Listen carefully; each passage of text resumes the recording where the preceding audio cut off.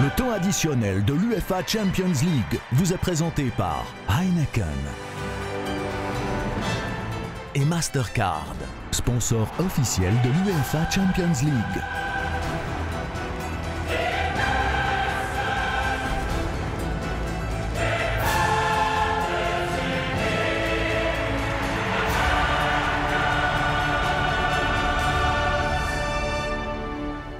Bonsoir à toutes, bonsoir à tous. Soyez les bienvenus dans le temps additionnel pour voir ou revoir ce qu'il s'est passé dans le match d'ouverture des quarts de finale de la Champions League, le Final 8 qui vient de débuter à Lisbonne. On a eu droit à un premier match assez fou. On a suivi cette partie en compagnie de nos deux consultants. Bonsoir Claude Gross. Bonsoir Vincent. Bonsoir Stéphane Onchaud. Bonsoir Vincent. Un match assez fou, il faut quand même le reconnaître. On n'a pas vu grand-chose de Paris et puis à la fin... C'est surtout, on va dire, le dénouement de ce match qui a valu par son suspense, qui nous a réservé une fin de match incroyable avec ses 2 buts dans les arrêts de jeu. Et Paris qui revient de loin, qui revient de très très loin ce soir. C'est le physique qui a fait la différence. On parlait avant le match. Est-ce que le manque de rythme allait pénaliser les Parisiens? C'est peut-être la fraîcheur qui leur a permis de renverser cette partie. Oui, la mi-temps, je me demandais jusqu'à quand l'Atalanta pourrait tenir. Petit à petit, ils ont reculé, ils n'arrivaient plus à sortir. Et côté Paris, le rythme qui leur manquait, il s'appelle Kylian Mbappé. Et dès qu'il est rentré, il a donné vie et espoir, surtout aux Parisiens. Allez, on va revoir ce qui s'est passé dans cette partie. On va rentrer dans ce match à la 3e minute avec une première occasion pour Neymar, qui a été un peu l'homme à tout faire, en tout cas l'un des hommes les plus importants pour Paris dans ce match. Il va partir seul en contre, il file vers le but, mais il manque complètement le cadre, Claude.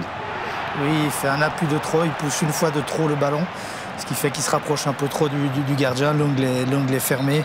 Ensuite, il n'a plus de solution. Alors, c'est soit la glissade, les jambes sont enroulées, mais il ouvre complètement sa frappe. Réaction de l'Atalanta avec Papou Gomez qui va se servir à Tebour au 2e poteau. Il pique bien sa tête, mais Navas fait l'arrêt.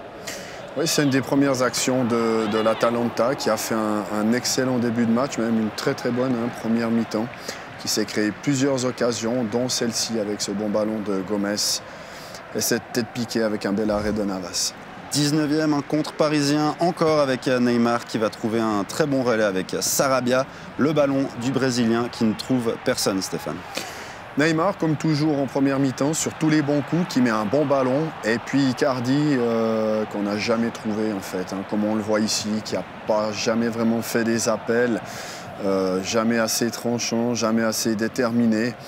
Et puis c'est ce qu'il a manqué à Paris pour, on va dire, inquiéter plus cette Atalanta en première mi-temps. Ouverture du score de l'Atalanta dans ce match. 26e minute, un contre favorable pour Zapata face à Kimpembe et puis Pasalic qui enroule. Effectivement, un peu de réussite, Kimpembe qui veut dégager tout de suite, il se fait contrer. Elle arrive sur l'attaquant qui une superbe frappe enroulée, trompe Navas. Et le match va se poursuivre avec des occasions pour Paris, mais toujours pas de but. Neymar qui va s'amuser face à Pasalic, il va y aller en solo, la frappe passe de peu à côté. Le Neymar qui a été quand même impressionnant ce soir, comme on le voit ici. Il n'a pas toujours fait tout juste, des fois il a un petit peu trop été gardé son ballon, mais là on le voit, les petits ponts, il en a fait 3 ou 4, puis cette accélération incroyable où il est carrément arrêté et il élimine son joueur. Et puis peu avant la mi-temps, Tebour qui va offrir le ballon du 1 partout à Neymar, mais celui-ci fait le mauvais choix, comme l'a dit Stéphane, assez souvent en première période. Oui, il aurait peut-être pu, je dis bien peut-être, il est sur le pied gauche, il peut peut-être sur le premier ballon, il peut peut-être tenter là, soit le B, soit contourner le gardien. Il choisit de s'avancer et après il dévisse complètement sa frappe. Je propose qu'on se repasse le but, le 1-0 de ce match de l'Atalanta, parce qu'il faut aussi revenir sur cette défense parisienne qui était en deçà de ce qu'elle est capable de faire, Stéphane. Oui, alors bon, je dirais que c'était aussi un petit peu toute l'équipe. Le milieu de terrain était en difficulté. Neymar ne défendait pas, ils étaient à 3 contre 4. Tout était fébrile, comme on le voit là, cette intervention de Kimpembe, où il doit faire mieux, où il doit dégager le ballon. S'il veut relancer, ok, mais il doit la réussir, cette relance, sinon il doit la dégager. À l'image de la première mi-temps générale du PSG, qui était largement en dessous de ce qu'ils sont capables de montrer. Claude, on s'interrogeait à la mi-temps, Mbappé va-t-il rentrer ou pas? Et il ne rentre pas à la mi-temps, c'est quand même un peu étonnant au vu de cette première mi-temps des Parisiens. Alors, sur la demi-heure qu'il fait, on se dit pourquoi pas 15 minutes de plus, parce que ça donnait 15 minutes de plus à Paris, puisqu'on ne pensait pas qu'ils allaient finir comme ça. Et on était un peu frustrés, parce que c'est vrai qu'il a été l'élément déclencheur de ce Paris. Ils l'ont tout de suite trouvé. On a vu qu'avec sa vitesse, il est beaucoup trop vite, on n'arrive pas à l'attraper. Il a vraiment donné de l'espoir, comme je l'ai dit, à Paris. Il a tiré toute l'équipe vers le haut. L'Atalanta qui va repartir sur de bonnes bases en seconde période, 58e minute, un coup franc joué à deux comme ils l'ont fait souvent. Freuler, le ballon dans la boîte, ballon contré qui va revenir sur Jim City qui ne cadre pas, il doit faire mieux là. C'est la seule occasion de l'Atalanta en deuxième mi-temps, à la 58e minute, mais une occasion qui aurait pu changer le dénouement de cette partie. Jim City qui hérite d'un bon ballon. C'est un défenseur central. On se dit qu'il aurait pu faire mieux, il aurait pu cadrer, mais c'est jamais évident. Mais c'est à la fin la seule occasion que l'Atalanta aura. À partir de là, ça va être uniquement Paris. Peut-être l'élément déclencheur de ce match, on l'a dit, c'est le changement et l'entrée de Kylian Mbappé à l'heure de jeu. On lui a donné une demi-heure dans ce match et il va l'exploiter à merveille. Il y a eu passablement de changements dans l'effectif parisien, vous allez le voir parce que vous n'allez pas forcément retrouver Icardi ou Sarabia sur les actions à venir. La vitesse d'Mbappé qui fait la différence à la 74e, première grosse véritable occasion pour Mbappé sur son côté et Sportiello qui répond bien présent. Effectivement, un des premiers ballons, on le trouve. Et superbe de réflexe du pied droit du gardien parce que Mbappé a choisi de frapper, mais de frapper au premier poteau. Et le gardien est resté sur ses appuis et du bout du pied, il peut la contrer. Le jeu qui penche passablement à gauche à Paris, mais finalement, est-ce que c'est vraiment un problème ? Alors, on a vu depuis qu'Mbappé est rentré, il s'est positionné à gauche, soit pour demander dans la profondeur, soit parce qu'il aime quand même bien rentrer sur son pied droit et combiner en 1-2, surtout avec Neymar. Donc à partir de là, pratiquement tout est venu du côté gauche. Oui, ça va se confirmer avec cette occasion de la 76e. Neymar en solo encore. Et la frappe qui est un tout petit peu écrasée sur ce coup-là, Claude. Oui, effectivement, un petit peu écrasé. Il avait fait à nouveau tout juste, mais ce soir, il a manqué un petit peu de qualité dans son dernier geste. Il n'y a que Neymar et Mbappé, en fait, dans cette équipe parisienne. Oui, et le jeu penche forcément à gauche, parce que vous n'avez pas dit Maria à droite. Donc, du moment que Sarabia est sorti, que Icardi est dans l'axe, et que Neymar vient tout le temps à gauche et il cherche Mbappé, forcément à droite, vous n'avez plus rien. Il n'y a pas que des jolis gestes offensifs, il y a aussi de beaux gestes défensifs, et ça va plaire à Stéphane Henchoz à la 80e, ce retour de Palomino sur la vitesse de Kylian Mbappé. Geste magnifique. Ouais, alors d'abord, Palomino, il se fait prendre, il faut quand même dire, dans son dos, par Mbappé, mais après il revient bien et puis il contre ce ballon in extremis, comme on va le voir sur ce ralenti. Comme quoi, on arrive à suivre Kylian Mbappé par moment, mais ce ne sera pas le cas sur la fin de match. Quoique, tout d'abord, 86e minute, corner et Choupo-Moting qui est entré en jeu. Entre-temps, de la tête ne trouve toujours pas le cadre. On commence à se dire, Claude, à ce moment-là, que c'est foutu pour Paris, ils n'y arriveront pas. Oui, faut être honnête. Alors c'était pas. Oui, effectivement, on se demandait qui allait marquer et comment. C'est une belle occasion, mais elle n'est pas facile non plus. Choupo-Moting venait de rentrer, c'est un de ses premiers ballons. Elle n'était pas simple. Et on s'est dit Paris ne marquera pas ce soir. C'est ce qu'on pensait. Et puis la 90e minute est arrivée et le PSG a égalisé avec un centre de Choupo-Moting qu'on reverra plus tard et Neymar devant le but un peu chanceusement, il faut bien l'avouer Stéphane, ça termine au fond avec Marquinhos. Oui, après c'était un peu la concrétisation de cette domination quasi constante du PSG avec un Choupo-Moting qui est rentré en jeu finalement qui a été déterminant parce qu'il donne un bon ballon à Neymar. Neymar il joue bien avec son contrôle, après il rate un petit peu sa frappe mais on a Marquinhos qui se trouve là devant le but mais il y a beaucoup de monde. Donc oui, c'est cette pression finalement continue du PSG qui a fait que l'Atalanta, qui était vraiment à bout de souffle, n'est plus arrivé simplement à avoir assez de lucidité pour défendre correctement. Puis là, on se préparait à vivre les prolongations et quelqu'un sur le plateau a dit « Attendez, parce que Paris pourrait mettre le deuxième. » Et puis vous aviez raison, Stéphane. Oui, alors c'est vrai qu'on sentait l'Atalanta complètement au bout du rouleau. Et je pense que moralement, ce but-là leur a fait extrêmement mal. Devoir aller aux prolongations quand on tient la victoire, on va dire, on est aussi proche de la victoire, on prend un but, on sent qu'on n'a plus de force. Le fait de se dire « je dois aller en prolongation », on est pratiquement anéanti.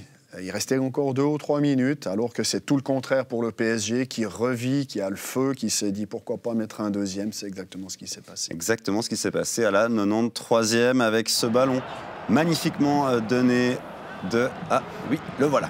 On a coupé l'action assez long en arrière, mais Neymar va donner un ballon parfaitement donné dans le dos de la défense après avoir une première fois tenté sa chance.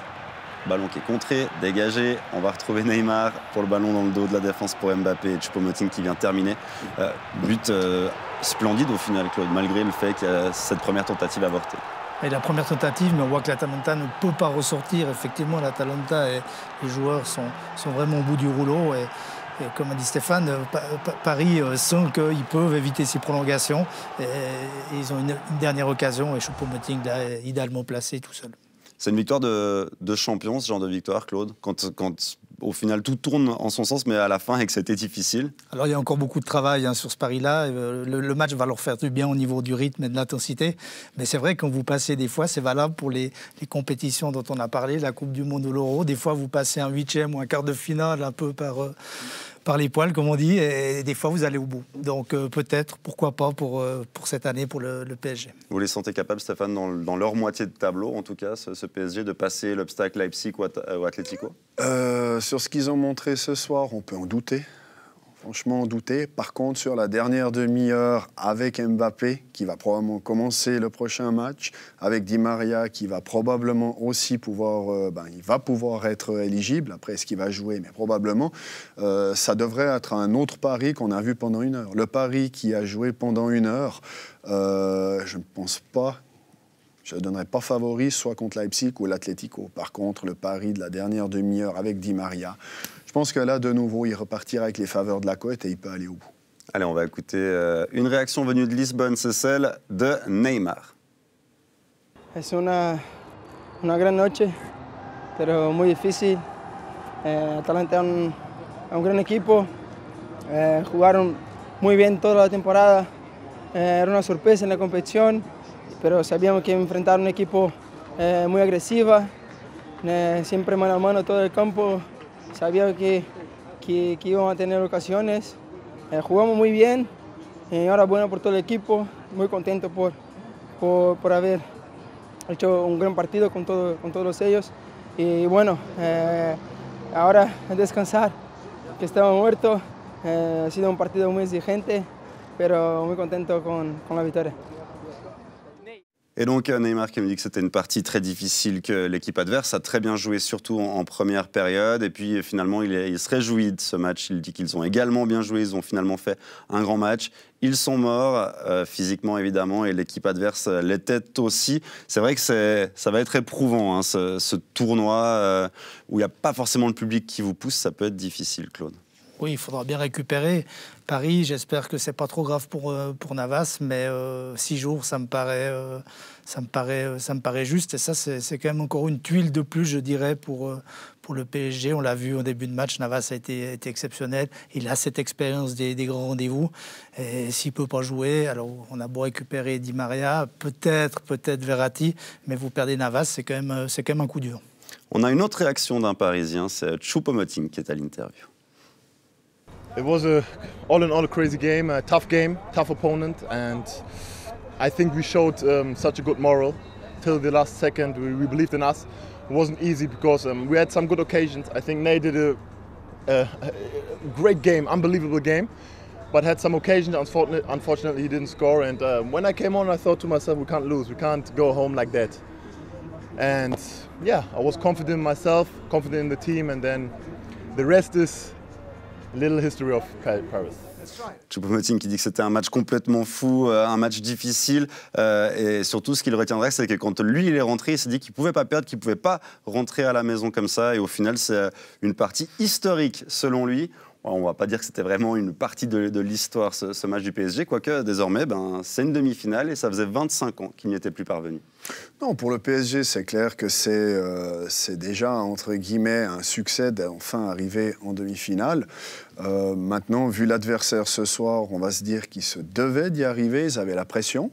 Moi, j'aimerais quand même relever la performance de l'Atalanta, qui pendant, on va dire, 1 heure de temps, était probablement la meilleure équipe sur le terrain.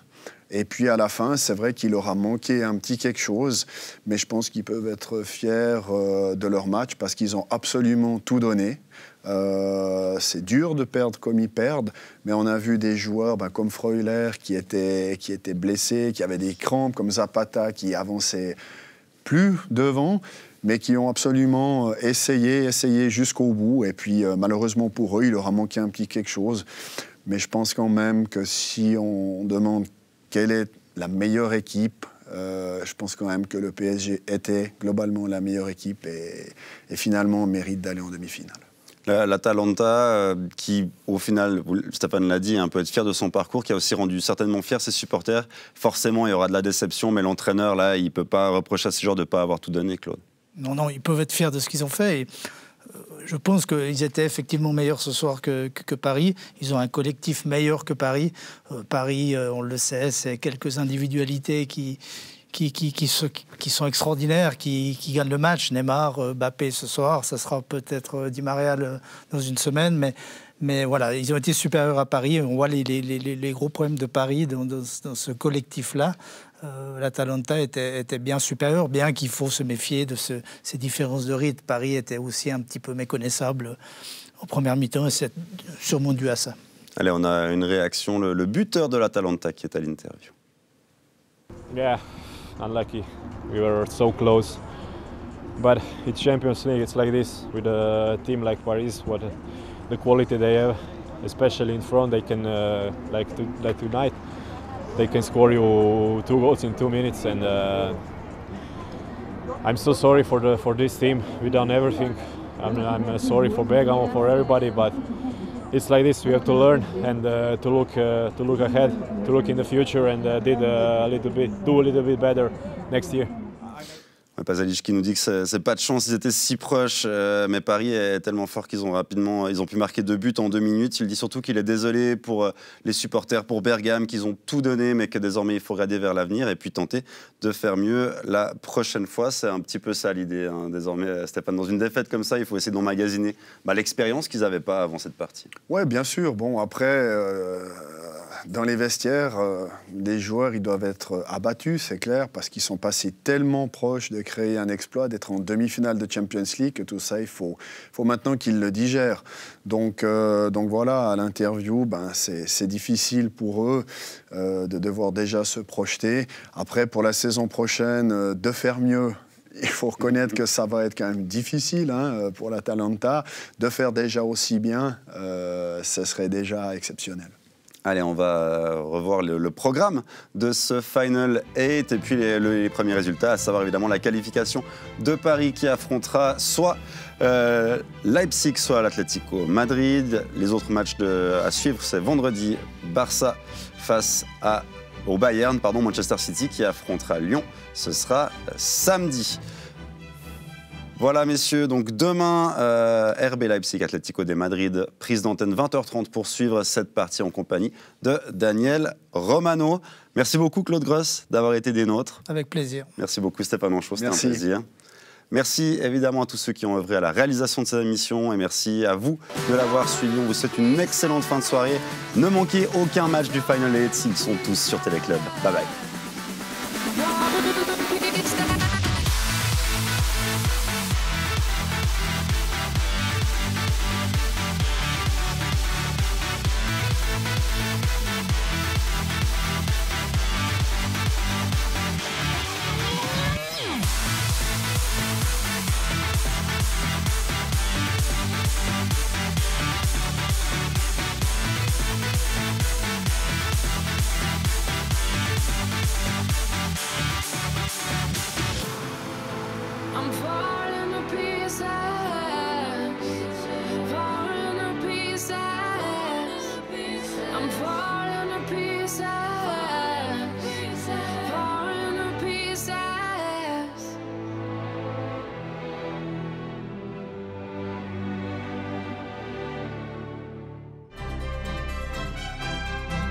Le temps additionnel de l'UEFA Champions League vous a été présenté par Heineken